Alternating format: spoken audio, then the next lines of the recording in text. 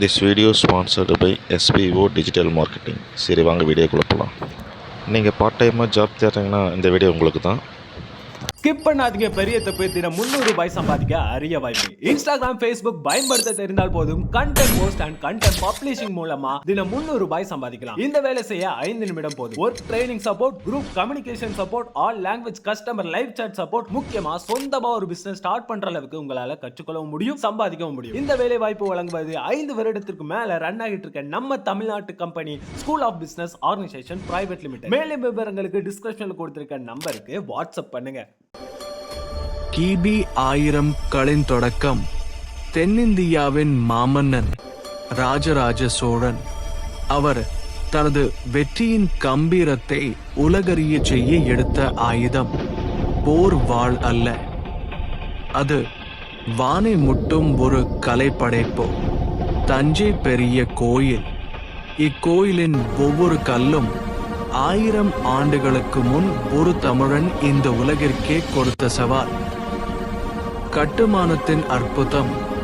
80 ton எடை உள்ள ஒற்றை கல்லை இன்றுள்ள தொழில்நுட்பம் இல்லாமல் இந்த கோபுரத்தின் உச்சியில் எப்படி ஏற்றியிருப்பார்கள்?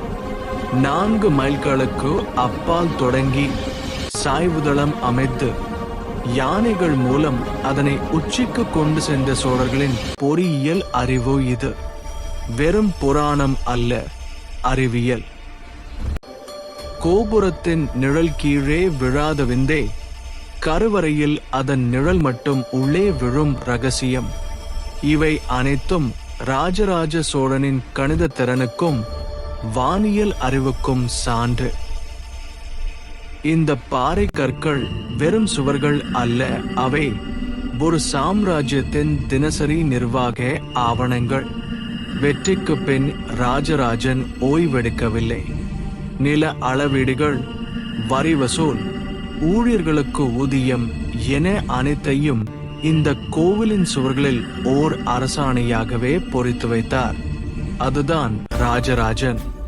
ஓர் அரசனின் சாதனைகள் வெறும் சண்டைகளில் இல்லை, அவன் தன் மக்களுக்கு கொடுத்த நிரந்தர பொக்கிஷங்களிலும் நேர்மையான நிர்வாகத்திலும் உள்ளன.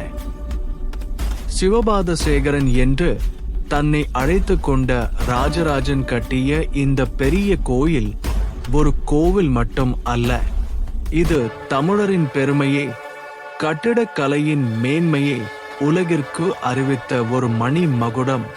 தலைமுறைகள் கடந்தும் அதன் பிரமாண்டம் நம்மை வியக்க வைக்கிறது. ஒரு மன்னன் இருந்தான், அவனது பெயரே ஒரு வரலாறு. ராஜராஜ சோழன் தமிழ் பேரரசின் பொற்காலத்தை உருவாக்கியவர்.